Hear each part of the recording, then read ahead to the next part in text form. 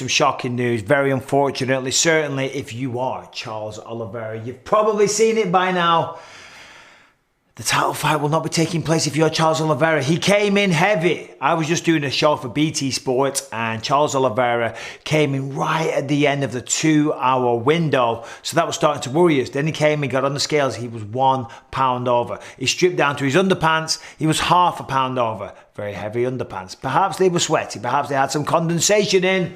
He certainly had too much condensation in his body, that's for sure, because he then was given an hour. He went away, tried to cut the weight, came back, didn't make weight. Yeah, shocking situation, you know. And so now Charles Oliveira has been stripped of the belt. And in fact, if we take a look here, look at this. We've got OBS, TMZ headline here. UFC Charles Oliveira stripped of the lightweight title after missing weight. Of course, not what Charles Oliveira wants to be known for. I mean, this is bad, whichever way you slice it. I mean, the poor guy, I feel for him. I do. I have sympathy, but it's limited sympathy. It really is.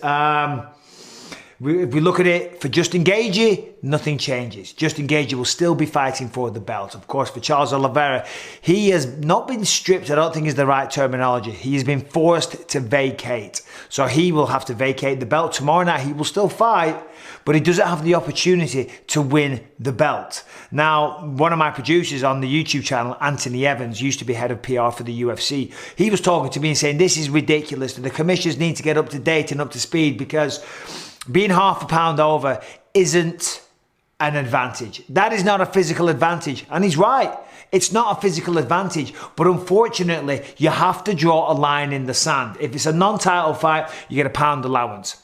If it is a title fight, there is zero allowance. And you can't start arguing, oh, you know, maybe it's because it's not a physical advantage, so therefore we'll let that slide. Well, then it becomes a pound and it's £2 or whatever. The fact is 155, that's the limit. That's what you sign a contract for, and that's what he never showed up for. And I knew at the time, because you have a 2-hour window to weigh in. The sooner you weigh in, the better, because then you have a longer time to recover, to rehydrate, to take on board nutrients. What you want to do is have many, many small meals. You don't want to stuff your face. That'll make you feel sick. You'll feel nauseous. You won't absorb all the nutrients. You need lots of small meals. You need naps. You need lots of electrolytes, lots of rehydration. It's a whole process. And the more time you have, the better, because you want to get a few sleeps in there as well. So I knew when he was coming in at the last minute that this was not a good sign.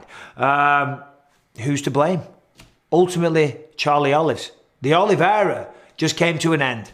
The Olive era, the Charles Oliveira's run has just ended because he was half a pound over. And I feel for the guy. I really do, because this is such a shame for him. See, the thing is, he might still win tomorrow night. We'll get to that in a second. He might still win the fight.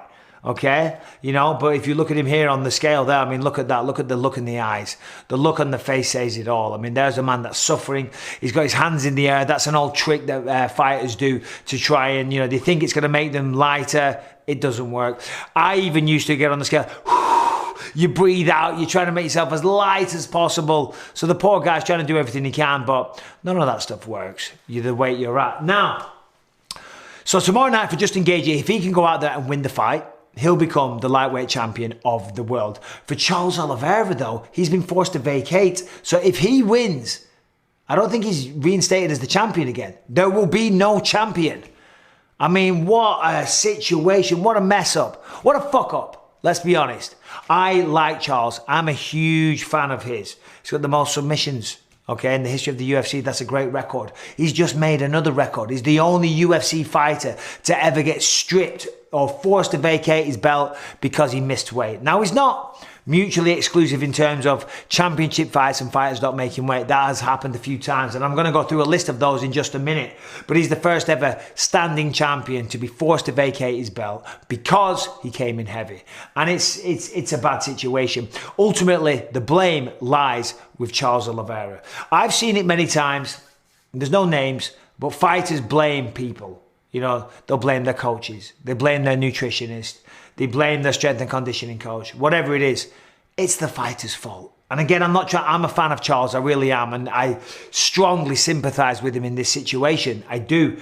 But the buck stops with the fighter. It is the fighter that is responsible. We know what we're putting in our body. We also know what work we're doing. If we're getting out of bed, we're doing the road work, we're pushing ourselves in sparring, we're doing whatever it takes to lose weight. Charles is a very experienced fighter. He's a dominant champion, for crying out loud. You know, when you get out of bed, all fighters, the regime is this. You get out of bed in the morning, you step on the scale, and you look at the scale and you either go, oh, great, this is good. Or you go, shit, I'm heavy. I gotta make some tweaks. I gotta run a little extra. I gotta do longer training sessions.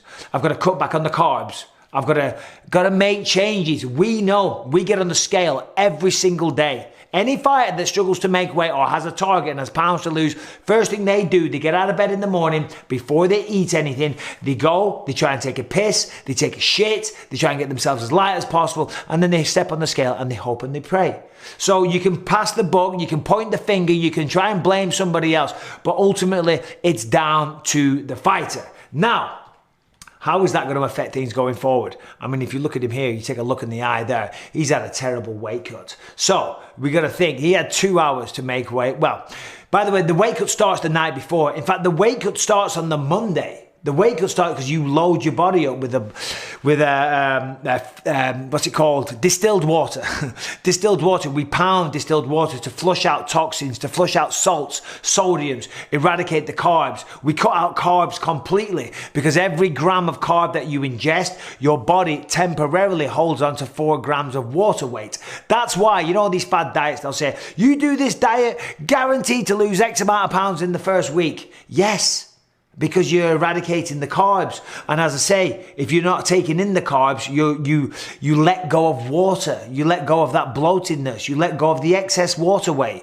But you can't continue losing weight at that rate. You know, that's why those fad diets, they're good for the first week, but that's about it. Now, tomorrow night, the fight's still going ahead. Thank God. Because could you imagine if Charles Oliveira didn't make weight, which he didn't, and the fight didn't go ahead? Do you know what I mean? That would just be unbelievable. Or the fight was to take place, but the belt wouldn't be on the line because Charles never made weight. I thought that might have been a scenario at first. I thought that's such a shame for for Justin Gaethje, because it's not fair, because he did his part of the bargain.